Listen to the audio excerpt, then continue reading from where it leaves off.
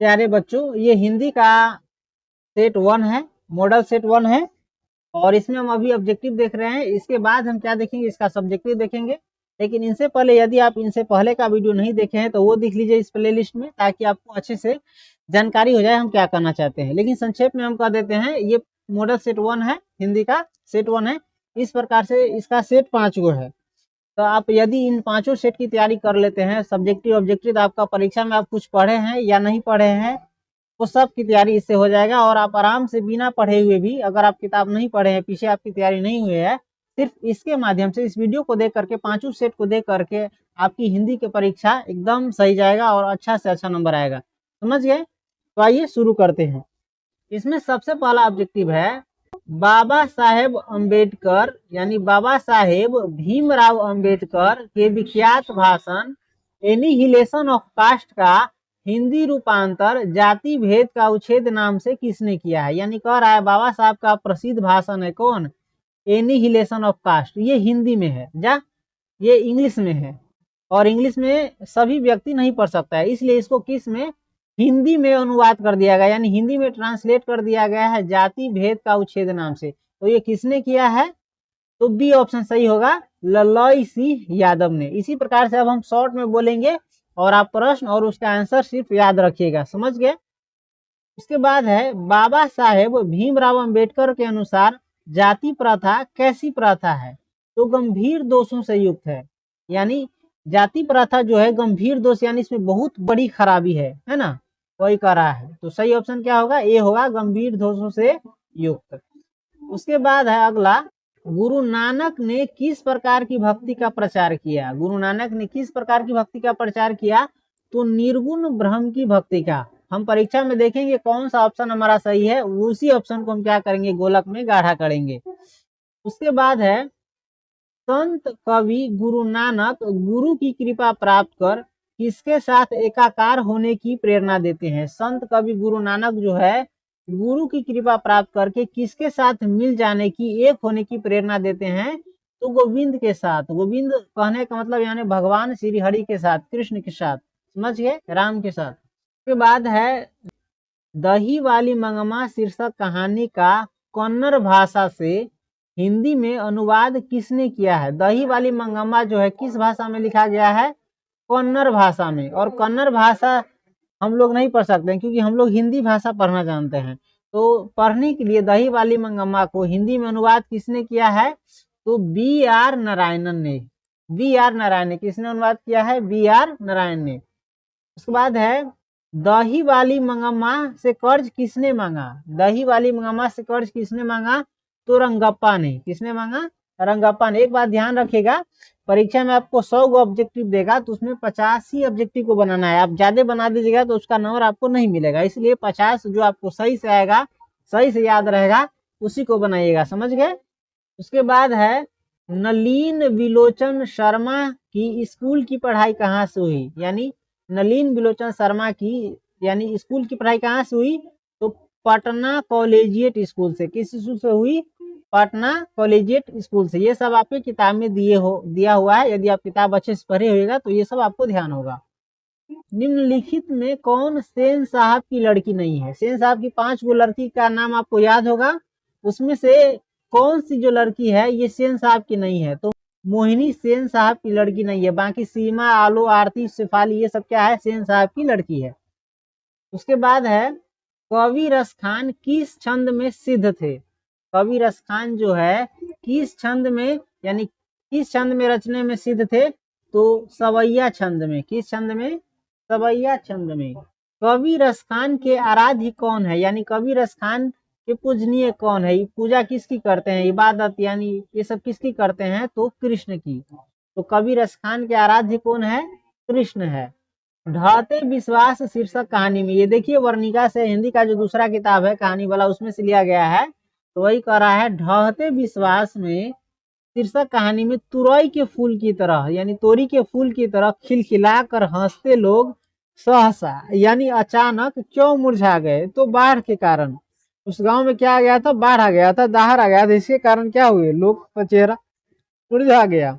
विश्वास शीर्षक कहानी में लक्ष्मी ने बांध की निगरानी यानी देखभाल के लिए अपने परिवार से किसको भेज दिया? तो बड़े लड़के को भेज दिया। किस लड़के को भेज दिया?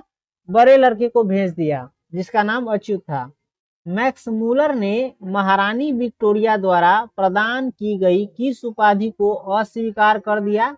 मैक्स मूलर ने महारानी विक्टोरिया जो इसको उपाधि दी थी, वो किस उपाधि को इसने लेने से क्या कर दिया? मना कर दिया, अस्वीकार कर दिया।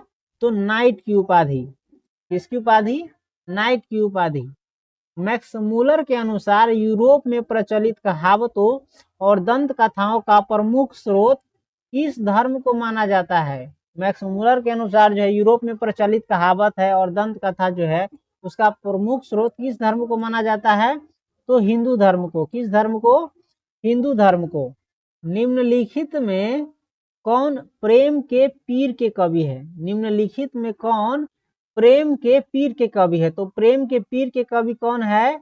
घनानंद। घनानंद किसके कवि है? प्रेम के पीर के कवि है, यानी प्रेम के दुख के। कवि घनानंद अपने आंसुओं को कहाँ पहुंचाना चाहते हैं? कवि घनानंद जो है रोते हैं तो अपने आंसुओं को कहाँ पहुंचाना चाहते हैं? तो प्रेमिका सुजान के आंगन में। कहाँ पहुंचाना चाहते हैं? प्रेमिका सुजान के आंगन में। ईश्वर पेटलिकर किस भाषा के लोकप्रिय कथाकार है? यानी ईश्वर पेटलिकर किस भाषा के लोकप्रिय कहानी कहने वाला है, कहानी लिखने वाले हैं? तो गुजराती भाषा के। किस भाषा के? गुजराती भाषा के। माँ शीर्षक कहानी में किसको ठीक देखकर माँ जी को हर व्यक्ति मंगू को अस्पताल में भर्ती करने की सलाह देने लगा? माँ जो पाठ है आपके कहानी में, वर्णिका में, उस कहानी में किसको ठीक देकर गांव वाला जो है, उसके अगल बगल के लोग जो है, सभी आदमी जो है मंगू को अस्पताल में भर्ती करने की सलाह देने लगे उसकी माँ को, कुसुम को ठीक देकर। गांव में ना कोई कहीं से इलाज करके आता है तो ठीक हो जाता है, तो कहता है वो दूसरों को भी कहता है वहां जा करके दिखाने के लिए ठीक हो जाए, ताकि वही बात है। हजारी प्रसाद द्विवेदी को किस ग्रंथ के लिए साहित्य अकादमी पुरस्कार प्राप्त हुआ? हजारी प्रसाद द्विवेदी को जो है किस ग्रंथ के लिए साहित्य अकादमी पुरस्कार प्राप्त हुआ? याद रखिएगा, आलोक पर्व के लिए। किसके लिए? आलोक पर्व के लिए। कामसूत्र नामक ग्रंथ के रचनाकार है, यानी कामसूत्र नामक ग्रंथ के रचनाकार कौन है? तो वात्स्यायन। समझ गए? कामसूत्र नामक ग्रंथ के रचनाकार है वात्स्यायन। बद्री नारायण चौधरी प्रेमघन हिंदी साहित्य के किस युग के महत्वपूर्ण कवि थे? तो भारतेंदु युग के। किस युग के? भारतेंदु युग के, यानी भारतेंदु के समय के। स्वदेशी शीर्षक पाठ के अनुसार, किसके अनुसार? स्वदेशी जो आपका पाठ है हिंदी में, गोधूली में, उस पाठ के अनुसार किस कारण से भारतीयों की बुद्धि जो है, दिमाग जो है, विदेशी हो गई है? किसके कारण? विदेशी विद्या पढ़ करके। इसके कारण विदेशी विद्या पढ़ करके भारतीयों की बुद्धि क्या हो गई है? विदेशी हो गए। पहले देखते होइएगा हमारे दादा परदादा जो पूर्वज थे, भोरे घी, रोटी, भुजिया, हलवा, मक्खन, ये सब जो ताकत बढ़ाने वाला था वो चीज खाता था। आज के देखते हैं युवा चाहे बच्चा भोरे उठ करके ब्रेड चाय कॉफी नहीं खाता है, जिससे उसका कोई शरीर का विकास अच्छा से नहीं होगा, कमजोरे के कमजोरे रहेगा, है ना। इस प्रकार से बहुत सारी बातें इसमें। कहानीकार सुजाता का वास्तविक नाम क्या है? कहानीकार सुजाता का वास्तविक नाम क्या है? तो एस रंगराजन है। क्या है? एस रंगराजन है। कहानीकार सुजाता का नाम क्या है? वास्तविक यानी ओरिजिनल नाम एस रंगराजन। नगर शीर्षक कहानी में वल्ली अमाल अपनी लड़की पापाती के साथ मदुरै स्थित बड़े अस्पताल के इस विभाग के बाहर बरामदे में बैठी प्रतीक्षा कर रही थी? तो बहिरंग रोगी विभाग के। किसके? बहिरंग रोगी विभाग के। अगला है नागरी लिपि शीर्षक पाठ के लेखक है। नागरी लिपि शीर्षक पाठ के लेखक है कौन? नागरी लिपि के लेखक कौन है? गुनाकर मुले। कौन है? गुनाकर मुले। पठित पाठ के आधार पर बताएं कि धारा नगरी का कौन शासक अपने विद्या अनुराग यानी विद्या से लगाव के लिए इतिहास में प्रसिद्ध है? तो भोज। कौन? भोज राजा जो है अपने विद्या अनुराग के लिए इतिहास में प्रसिद्ध है। निम्नलिखित में यानी इन चारों में ABCD इन चारों ऑप्शन में किनकी आरंभिक रचनाएं प्रकृति और सौंदर्य के प्रेमी कवि की संवेदनशील अभिव्यक्तियों से परिपूर्ण है। प्रकृति पर और उसके सौंदर्य पर, सौंदर्य के जो प्रेमी है उसकी संवेदनशील अभिव्यक्तियों से पूर्ण जो है आरंभिक रचनाएं किनकी थी, तो सुमित्रानंदन पंत की। भारत माता शीर्षक कविता के अनुसार, भारत माता जो आपकी किताब में पाठ है उसके अनुसार, भारतवासी आवास के अभाव में यानी रहने सहने घर के अभाव में, घर की कमी में अपनी जिंदगी कहाँ बिताते हैं, तो पेड़ों के नीचे। कहाँ बिताते हैं, पेड़ों के नीचे। धरती कब तक घूमेगी शीर्षक कहानी, यानी ये जो कहानी है इसका राजस्थानी से, किससे, राजस्थानी से हिंदी में अनुवाद किसने किया है। तो एक बार फिर से बता दे, धरती कब तक घूमेगी ये कहानी राजस्थानी भाषा में है। किस भाषा में है, राजस्थानी भाषा में है। तो इस भाषा से हिंदी में पढ़ने वालों के लिए हिंदी में अनुवाद किसने किया है, तो सावरदैया ने। किसने किया है, सावरदैया ने। धरती कब तक घूमेगी शीर्षक कहानी का राजस्थानी से हिंदी में अनुवाद किसने किया है, सावरदैया ने। जिस प्रकार से हम लोग बच्चे में चाबी भी हिंदी से इंग्लिश में ट्रांसलेट करते हैं, इंग्लिश से हिंदी में ट्रांसलेट करते हैं, उसी प्रकार से इसमें राजस्थानी से हिंदी में अनुवाद किसने किया है, तो सावरदैया ने। धरती कब तक घूमेगी शीर्षक कहानी में सीता के पुत्रों ने किस त्योहार यानी पर्व के बाद माँ को बारी से साथ रखने का निर्णय किया। किस पर्व त्योहार के बाद, तो महाशिवरात्रि के बाद। किसके बाद, महाशिवरात्रि के बाद। अखिल भारतीय कहानी प्रतियोगिता में अमरकांत रचित कौन शीर्षक कहानी पुरस्कृत हुई थी। अखिल भारतीय कहानी प्रतियोगिता में अमरकांत के द्वारा लिखा गया कौन सा कहानी जो है क्या हुआ था, पुरस्कृत हुआ था, तो डिप्टी कलेक्टरी। कौन कहानी, डिप्टी कलेक्टरी। अगला क्वेश्चन है, लेखक के घर पर बहादुर को लेकर कौन आए थे। लेखक के घर पर बहादुर को लेकर कौन आए थे, तो लेखक के साले साहब। कौन लेकर के आए थे, लेखक के साले साहब। राष्ट्र कवि रामधारी सिंह दिनकर का जन्म कब हुआ। राष्ट्र कवि रामधारी सिंह दिनकर का जन्म कब हुआ, तो 23 सितंबर 1908 ईस्वी में। कब हुआ, 23 सितंबर 1908 ईस्वी में।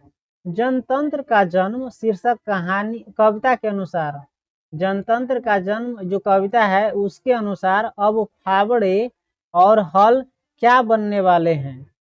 फावड़े और हल क्या बनने वाले हैं, राजदंड।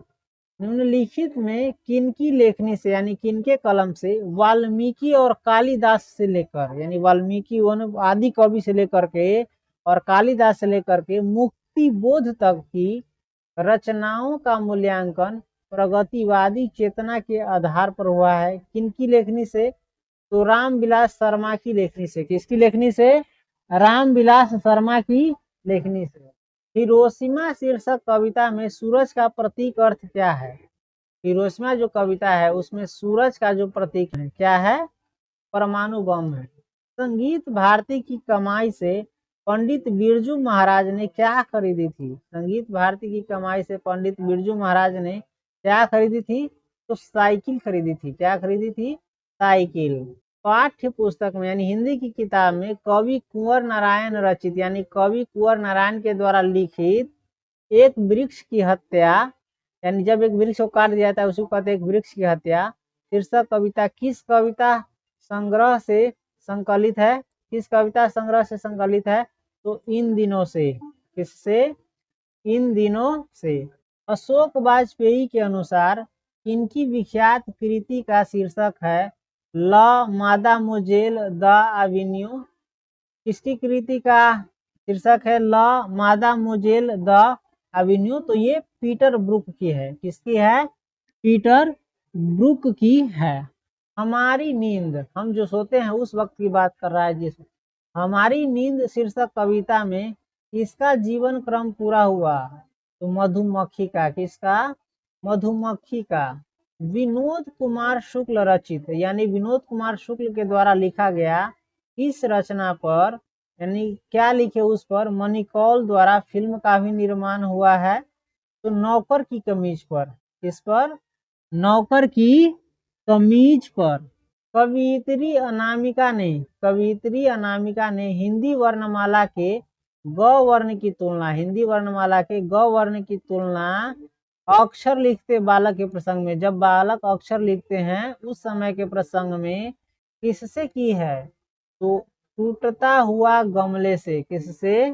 टूटता हुआ गमले से। नौबत खाने में इबादत, नौबत खाने में इबादत शीर्षक पाठ साहित्य की किस विधा में रचित है? नौबत खाने में इबादत तो है शीर्षक पाठ साहित्य के किस प्रकार में यानी किस विधा में रचित है? तो व्यक्ति चित्र में। किसमें? व्यक्ति चित्र में। नौबत खाने में इबादत शीर्षक पाठ में काशी के पंचगंगा घाट स्थित किस मंदिर की ड्योढ़ी का नौबत खाना और नौबत खाने से निकलने वाली मंगल ध्वनि का जिक्र है? तो बालाजी मंदिर की। किस मंदिर की? बालाजी मंदिर की।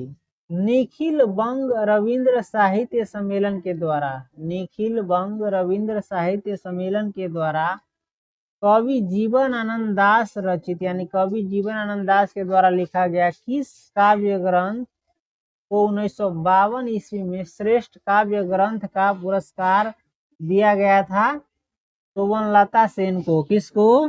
वनलता सेन को। ये क्या है? काव्य ग्रंथ यानी इसमें कविताओं का संग्रह है। लौट कर आऊंगा फिर, लौट कर आऊंगा फिर शीर्षक कविता में उल्लू कहाँ बोलता है? लौट कर आऊंगा फिर जो आपका कविता है आपके हिंदी की किताब में, इसमें उल्लू कहाँ बोलता है? तो कचनार के पेड़ पर। कहाँ बोलता है? कचनार के पेड़ पर। उसके बाद अगला है महात्मा गांधी की माता का नाम था। महात्मा गांधी की माता का नाम क्या था? पुतलीबाई। महात्मा गांधी की माता का नाम क्या था? पुतलीबाई। महात्मा गांधी की दृष्टि में यानी महात्मा गांधी के नजर में सबसे उदात्त, सबसे उत्तम, सबसे अच्छा और बढ़िया शिक्षा क्या है? तो इसमें है खेल में शिक्षा और अहिंसक प्रतिरोध, दोनों दिया गया है, तो इसमें खेल में शिक्षा लिखिएगा। समझ गए? निम्नलिखित में यानी बी सी डी चारों ऑप्शन में किस कवि की काव्य शैली यानी कविता लिखने की शैली है ना गीतात्मक है यानी गीत की तरह है और भाव बोध में रहस्य उन्मुखता है? तो रेनर मारिया रिल्के की। मेरे बिना तुम प्रभु यानी मेरे बिना तुम भगवान यानी हमारे बिना हम सबके बिना आप भगवान शीर्षक कविता में भगवान की कृपा दृष्टि कहाँ विश्राम करती थी? तो कवि के कपोलों पर। कवि के कपोलों पर। इस प्रकार से देख सकते हैं 50 हो गया, लेकिन हम क्या करेंगे 100 देखेंगे और 100 का आपको क्या करना है? याद कर लेना है। इसमें से जो भी पूछे उसका आंसर आपको परीक्षा में देना है। अ वर्ण का उच्चारण स्थान क्या है? अ वर्ण जो है कहाँ से निकलता है? इसका उच्चारण स्थान कहाँ है? तो कंठ तालव्य है। कहाँ है? कंठ तालव्य है। ल वर्ण का उच्चारण स्थान है। ल वर्ण कहाँ से निकलता है यानी ल जो आप शब्द बोलते हैं वो कहाँ से निकलता है? तो ओष्ठ्य से। कहाँ से? ल ल ल ल ये ओष्ठ्य से नहीं निकलता है, ल दांत से निकलता है। दांत से ल बोलते समय जीभ कहाँ सटता है? दांत में। ल ल ल दांत लिखिएगा इसमें। वैसे तो तालु में भी सटता है लेकिन दांत है तो दांत दिया है। उसके बाद है हिंदी में अनुनासिक वर्णों की संख्या है। खैर इस प्रकार से आपको जब कंफ्यूजन हो तो आप उस प्रश्न का आंसर नहीं दीजिएगा, आपको जो आता है उसमें से उसको दीजिएगा। समझ गए? हिंदी खैर ये इतना विराम नहीं है। हिंदी में अनुनासिक वर्णों की संख्या है। हिंदी में अनुनासिक वर्ण है उसकी संख्या कितनी है? तो 5 है। हिंदी में अनुनासिक वर्ण की संख्या कितनी है? 5 है। निम्नलिखित में अघोष वर्ण कौन है? यानी इन चारों में जो है ए बी सी डी में अघोष वर्ण कौन है? तो ग जो है अघोष वर्ण है। ग क्या है?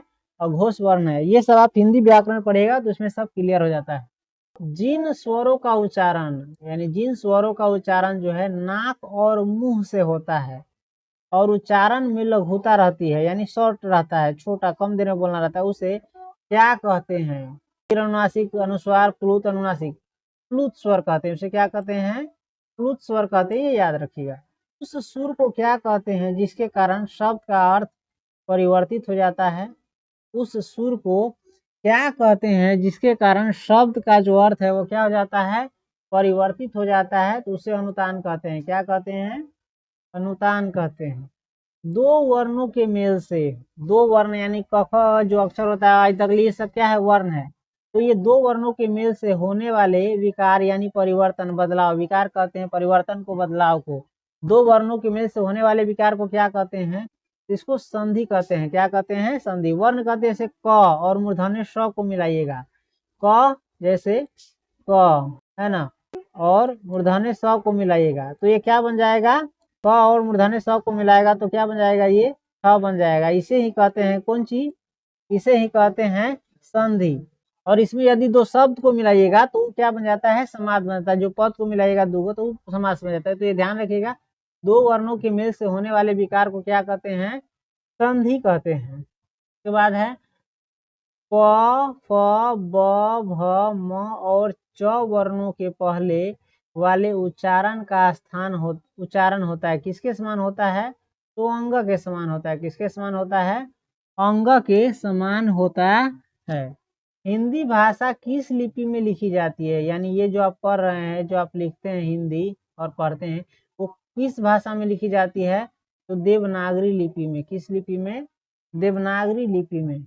अंग्रेजी के जिन शब्दों में अर्ध ओ का ध्वनि होता है, जैसे डॉक्टर में, है ना, तो अंग्रेजी के जिन शब्दों में अर्ध यानी आधा ओ ध्वनि का प्रयोग होता है, उनके शुद्ध रूप का हिंदी में प्रयोग अभीष्ट होने पर की मात्रा पर, किस पर, की मात्रा यानी की जो है मात्रा, उस पर किसका प्रयोग किया जाता है, तो अर्धचंद का। किसका, अर्धचंद का। जैसे देखिए ई है जा, है ना, या राम में नाम क्या है, इस पर जैसे हिंदी में, इंग्लिश में हम बोले डॉक्टर, तो डॉक्टर का जो डॉ बोले हैं उसको आ पर किस प्रकार से बैठाया जाता है, औ को इस प्रकार से, समझ गए। ऐसे नहीं बैठाया जाता, ऐसे जो हम लिखते हैं ऐसे नहीं बैठाया जाता है, समझ गए।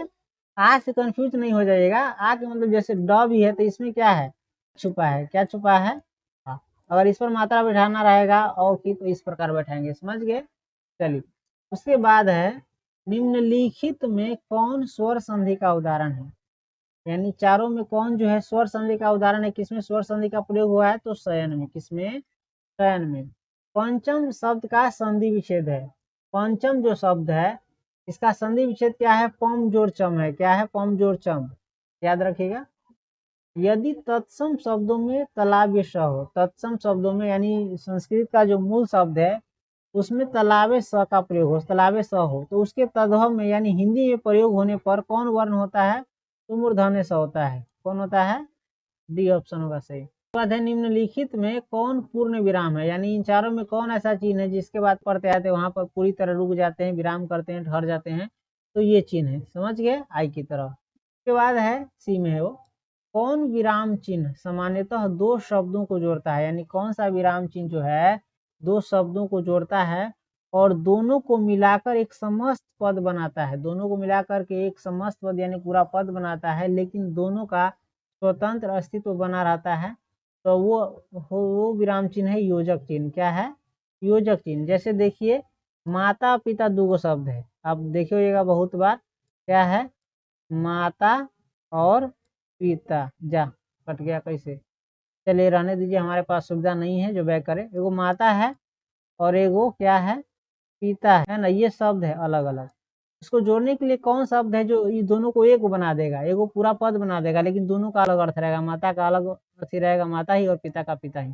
तो ऐसा शब्द है कौन, ये योजक चिन्ह, इसी को कहते हैं। ये दोनों को क्या करके जोड़ करके, इस प्रकार से दाल भात दही चीनी, इस प्रकार से बहुत सारे शब्दों में इसका प्रयोग होता है, इधर उधर, समझ गए। उसके बाद है, निम्नलिखित में यानी इन चारों में कौन द्रव्यवाचक संज्ञा है। तो द्रव्यवाचक संज्ञा याद रखिए, जो जिसको हम खा पी सकते हैं, चाहे नाप तोल सकते हैं, जोक सकते हैं, उसे कहते हैं द्रव्यवाचक संज्ञा। तो ऐसा संज्ञा कौन है, होली को हम खा नहीं सकते हैं, ममता को खा नहीं सकते हैं, दल को खा नहीं सकते हैं, हम पानी को खा पी सकते हैं। तो पानी क्या है, द्रव्यवाचक संज्ञा। उसके बाद है, शब्द की जाति को क्या कहा जाता है। तो याद रखिएगा, शब्द की जाति को लिंग कहते हैं। शब्द की जाति को लिंग कहते हैं।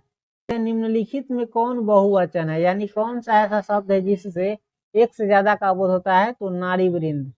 क्या है, नारी वृंद। निम्नलिखित में कौन स्त्रीलिंग शब्द है, यानी स्त्री के लिए प्रयोग होने वाला इनमें कौन शब्द है जिससे स्त्रीलिंग का बोध होता है, जिससे लगता है कि ये स्त्री है, तो ये है चित्रकला, है ना, ये लेडीज है। बाकी सब इसमें देखते हैं ये सब पुल्लिंग है, इसे पुल्लिंग का बोध होता है, हीरा तीरा सबसे। निम्नलिखित में कौन पुल्लिंग शब्द है? पुल्लिंग शब्द कौन है? तो इस तीरों में देखो, इत्र पुल्लिंग शब्द है। इत्र क्या है? पुल्लिंग शब्द है। उसके बाद निम्नलिखित में कौन विभक्ति अधिकरण कारक के हैं? तो अधिकरण कारक का आप चिन्ह याद रखिएगा। कर्ता ने कर्म को करण से संप्रदान को के लिए अपादान से संबंध का है कि अधिकरण में पर, तो अधिकरण का होगा जिसमें में पर होगा, तो इसमें किस में होगा? सी में। समझ गए? उसके बाद है जिन वाक्यों में लगना, जाना, सकना तथा चुकना सहायक क्रिया होता है यानी हेल्पिंग वर्ब होता है, उनमें किसका प्रयोग होता है? चारों में से कह रहा है ने का प्रयोग होता है, ने का प्रयोग नहीं होता है, ने और को का प्रयोग होता है, इनमें से कोई नहीं। तो किसका प्रयोग होता है? इनमें से किसी का भी प्रयोग इसमें नहीं होता है। उसके बाद है लड़का पेड़ से गिरा, इस वाक्य में कौन कारक है? तो देखिए याद रखिएगा, पेड़ से गिरा यानी पेड़ से अलग हो गया, तो जिससे अलग हो जाए, से लगने के बाद अलग हो जाए, वो होता है अपादान कारक। क्या होता है? अपादान कारक। जैसे छत से कूदा, पेड़ से गिरा, तो ये सब क्या हो जाता है? अलग हो जाता है, इसको कहेंगे अपादान कारक। उसके बाद है वाक्य से अलग रहने वाले को शब्द कहते हैं, यानी यदि कोई वजह से, ये देखिए ये शब्द हुआ, अभी समझ गए? तो ये वाक्य से अलग रहने वाले शब्दों को क्या कहते हैं? शब्द कहते हैं। किंतु लेकिन जब वे किसी वाक्य में पिरो दिए जाते हैं तब वे क्या कहलाते हैं? तो तब वे पद कहलाते हैं। क्या कहलाते हैं? पद कहलाते हैं। जैसे देखिए लड़का अगर लिखेंगे हम कहीं पर, तो लड़का अकेले है तो ये शब्द होगा। अगर इसी को वाक्य में रख देंगे लड़का तेज है, तो देखिए ये वाक्य बन गया, तो अब लड़का क्या हो जाएगा? इसमें पद हो जाएगा। तो वही करा है इसमें। अब करा हिंदी में कुल कितने सर्वनाम है? हिंदी में टोटल जो है कितने सर्वनाम है? तो 11 है। कितने सर्वनाम है? 11 गो है। तो अगला क्वेश्चन है वह, वे, ये, यह पुरुषवाचक सर्वनाम के किस भेद से संबंधित है? तो ध्यान रखिएगा, मैं, तुम, हम सब, हम लोग, ये क्या है? पुरुषवाचक है उत्तम पुरुष। किसमें आता है? उत्तम पुरुष या प्रथम पुरुष में आता है। उसके बाद तुम लोग, आप लोग, ये आता है मध्यम पुरुष में। समझ गए? पुरुषवाचक के मध्यम पुरुष में। बाकी इन दोनों के अलावा जो भी आए वो होता है अन्य पुरुष में। तो देखिए वह, वे, यह, ये किस में है?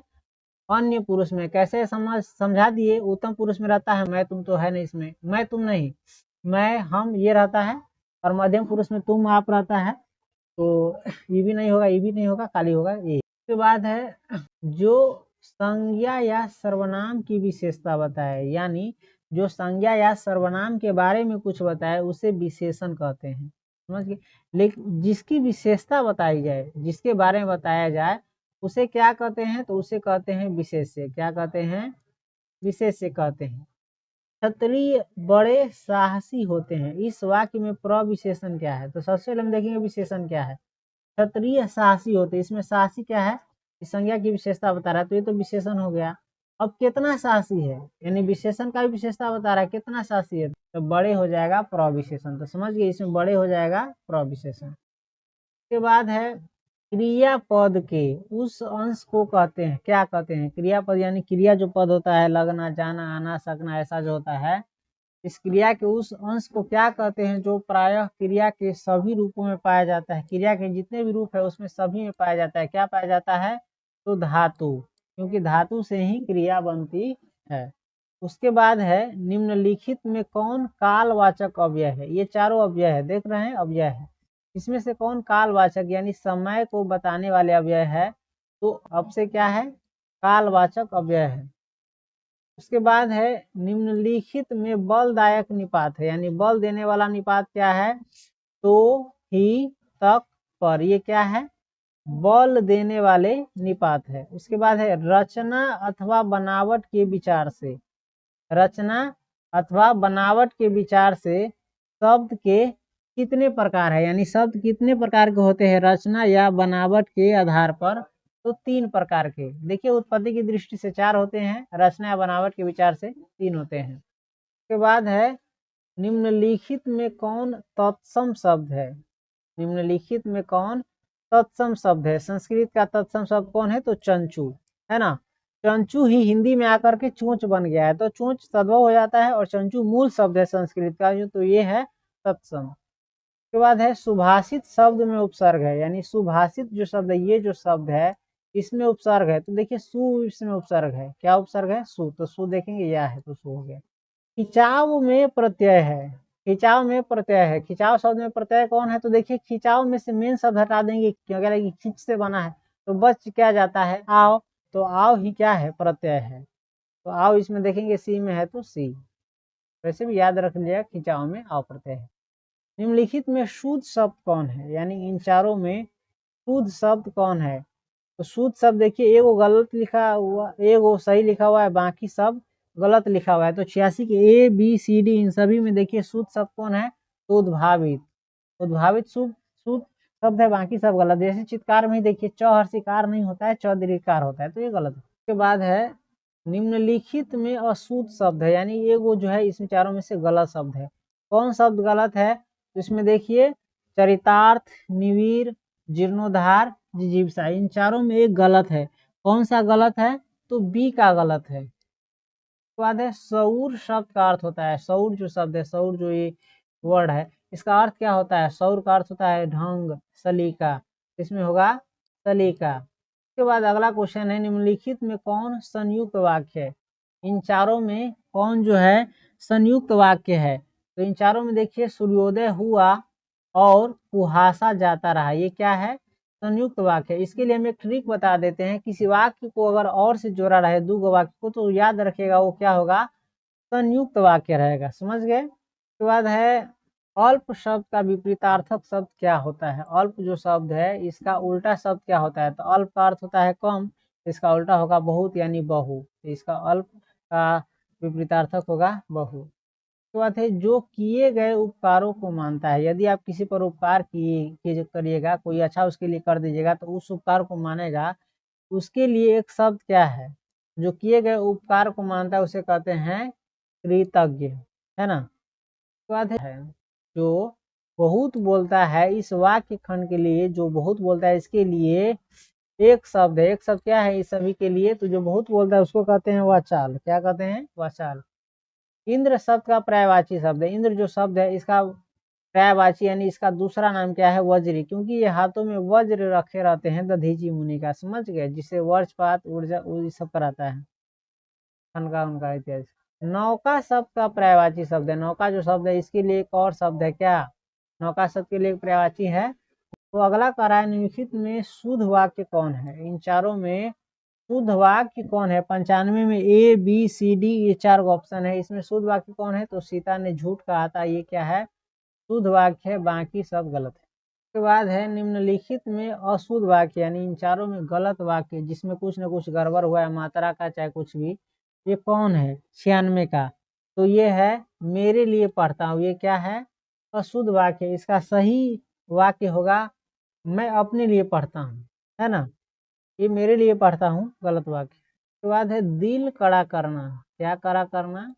दिल कड़ा करना। मुहावरे का क्या अर्थ है? तो दिल कड़ा करना मुहावरे का अर्थ होता है साहस करना, जैसे कहीं जाने में डर लगता है और रात में जाके कुछ में, तो वहां पर कहता है दिल कड़ा करके जाओ, यानी साहस करके जाओ। उसके बाद है निम्नलिखित में किस मुहावरे का अर्थ हार मानना होता है? इन चारों में से किसका अर्थ जो होता है हार मानना, कि चलो अब नहीं होने वाला है?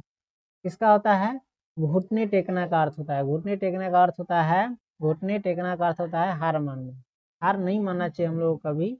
आप भला तो जग भला, यदि आप अच्छे हैं तो आपको सारी दुनिया अच्छी लगेगी, तो इसके लिए इस लोकोक्ति का क्या अर्थ है?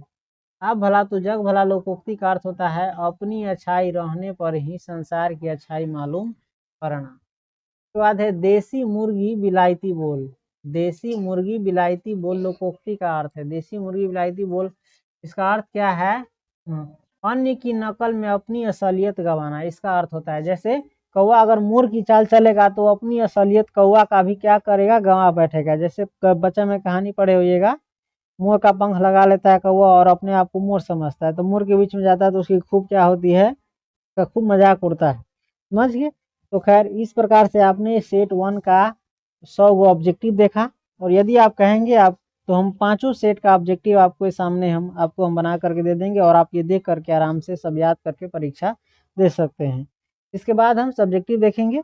जाते अगर आपका कोई सलाह है, सुझाव है तो कमेंट अवश्य कीजिएगा, और कुछ जानना चाहते हैं तो उसके लिए भी कमेंट कीजिएगा। मिलते हैं फिर अगले वीडियो में, तब तक के लिए देखते रहिए और अपनी परीक्षा की तैयारी अच्छे से कीजिए। तब तक के लिए ऑल द बेस्ट।